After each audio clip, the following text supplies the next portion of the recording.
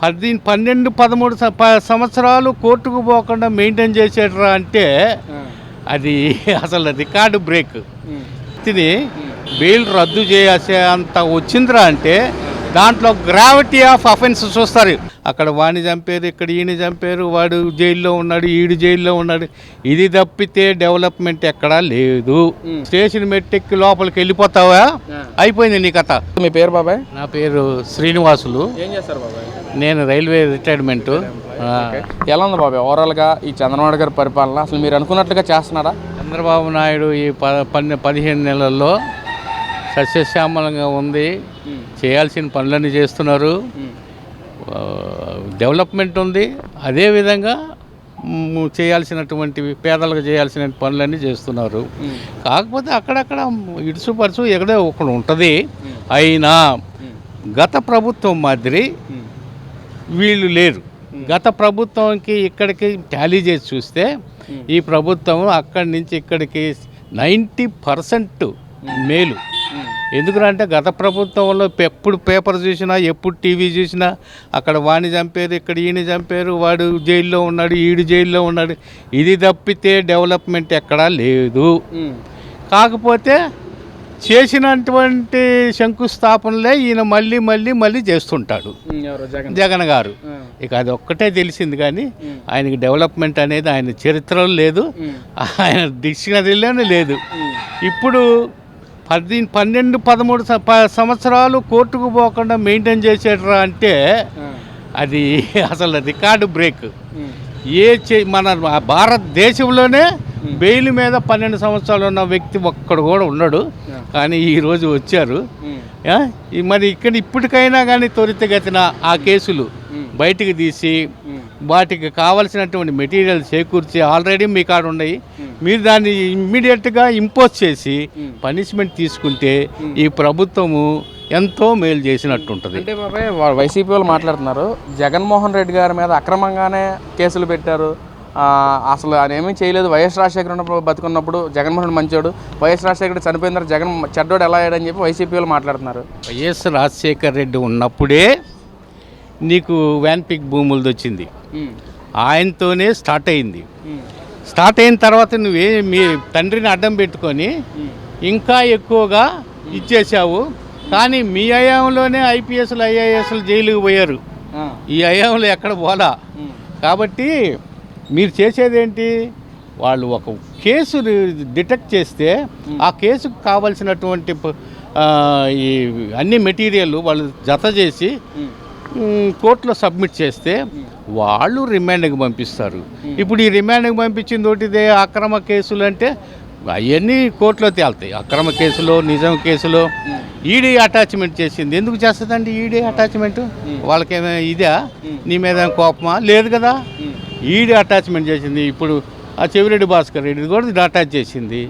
ఉన్నది కాబట్టే, నిజాయితీ ఉన్నది కాబట్టి ఆ నిజాయితీని తేల్చడానికి నేను ప్రార్థించేది ఏంటంటే జడ్జెస్ని ఇమ్మీడియట్గా ఆ డాక్యుమెంట్ అన్ని పరిశీలించి శిక్ష పడేటట్లు చూడండి. అప్పుడే ఈ ప్రభుత్వానికి కూడా పేరు వస్తుంది. లేకపోతే ఈ ప్రభుత్వం కూడా ఆ ప్రభుత్వంతో కొల్లుడైనట్టు ఉంటుంది.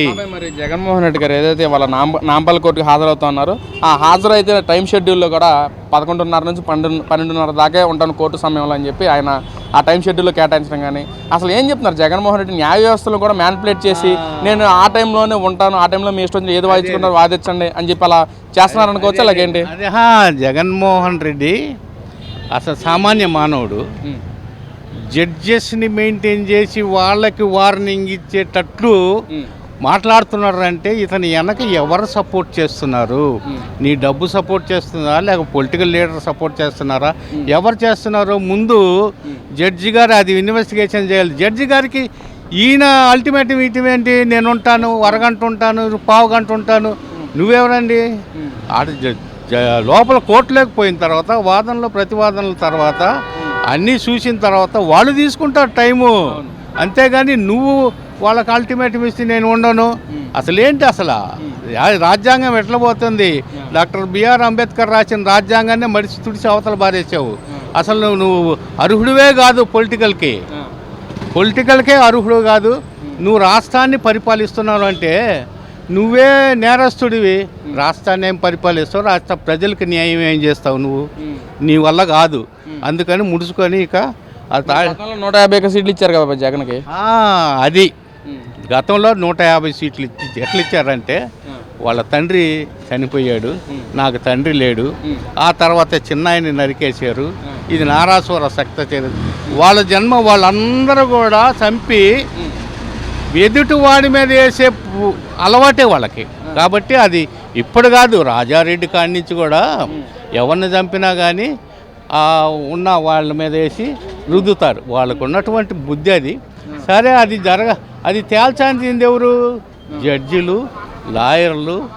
అమ్ముడు బాగూడదు. నాకు తెలిసిన మటుకు చట్టాన్ని అమ్మకూడదు. చట్టానికి న్యాయం చేయండి, ప్రజలకు న్యాయం చేయండి, ఉన్నది ఉన్నట్టే చేయండి. దానికేమి కన్కాషన్ చేసి ఫైబ్రికేట్ చేసి వాళ్ళ జైల్లో వేయమని ఎవడు చెప్పడు. ఉన్నది ఉన్నట్టే చేయండి. ఏం నేరం చేశాడు, ఎందుకు చేశాడు, ఎందుకు అంత డబ్బుని వాళ్ళు రికవరీ చేసి, ఆ రికవరీ చేసింది గవర్నమెంట్కి ఇవ్వాలి కదా. అవన్నీ కూడా వీళ్ళు చేయాల్సిన పని ఏంటి? ప్రజానాయకులు అసెంబ్లీకి నువ్వు పోయి వాదించు.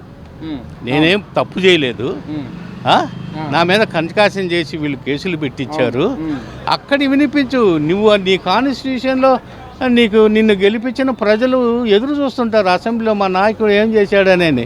అదే లేదు, అసెంబ్లీకే పోవు, నువ్వు ప్రెస్ మీట్లు పెట్టి బయట పెడితే ఎవరు వింటారు? ఇవన్నీ కాదు. కాకపోతే ఏంటంటే అడ్డం తిరిగి మాట్లాడుతున్నారు. మీ వాళ్ళందరూ అడ్డం తిరిగి మాట్లాడతారు, చట్టాన్ని పక్కకు నెట్టేస్తారు. ఈవెన్ అసలు జడ్జిలకు కూడా అల్టిమేటం ఇచ్చి అంత ఎత్తుకు ఎదిగారు మీరు. ఇది రోజున చంద్రబాబు కానీ లోకేష్ కానీ అసలు ఎన్డీఏ కూటమి ప్రజల్ని కక్ష సాధింపుగా అరెస్టులు చేస్తూ ఉంది. ప్రభుత్వాన్ని విమర్శిస్తే వాళ్ళని తీసుకెళ్లి అరెస్టులు చేస్తూ ఉంది. ఏదైతే నిన్న కారుమూరి వెంకటరెడ్డి కూడా సేమ్ అలాగే కక్ష సాధింపుగా అరెస్ట్ చేశారు. కానీ ఈ రోజున అతను బయటకు వచ్చారు, ప్రజాస్వామ్యం బతికిందని చెప్పి వాళ్ళు మాట్లాడుతున్నారు. కారుమూరి వెంకటరెడ్డి నేను డైలీ డిబేట్ చూస్తా. అతని వర్షను అసలు లేడీస్ ఉండారే, వాళ్ళు ఉండారే, ఈ భాష మాట్లాడొచ్చా, అసలు అన్పార్లమెంట్ లాంగ్వేజ్ మాట్లాడేవాడు. వీళ్ళు కక్ష సాధిస్తే ఇన్ని రోజులు ఎందుకు పట్టుద్దండి? ఎప్పుడో లోపలేసి నెట్టేయాల. అయినా నిన్న పట్టకపోయినా కానీ ఊరికి క్వశ్చన్ వేసి వదిలేశారు మళ్ళీ. లేకపోతే వీళ్ళు కక్ష సాధించాలనుకుంటే నువ్వు బయటికి రావు. అంటే దానిలో కూడా పోలీసులు వచ్చిన తర్వాత ఆయన మాట్లాడటం, నేను మీరు నన్ను కానీ తీసుకెళ్తే పెనాయిల్ డబ్బా నేను తాగేస్తానని చెప్పి బాత్రూంలో కూర్చొని రాకపోవటం, ఇదేనండి. ఇవన్నీ కూడా పోలీస్ స్టేషన్ బయట మాట్లాడే మాటలు. వాళ్ళని అటు చేస్తాను ఇటు చేస్తానని స్టేషన్ మెట్టెక్కి లోపలికి వెళ్ళిపోతావా, అయిపోయింది నీ కథ.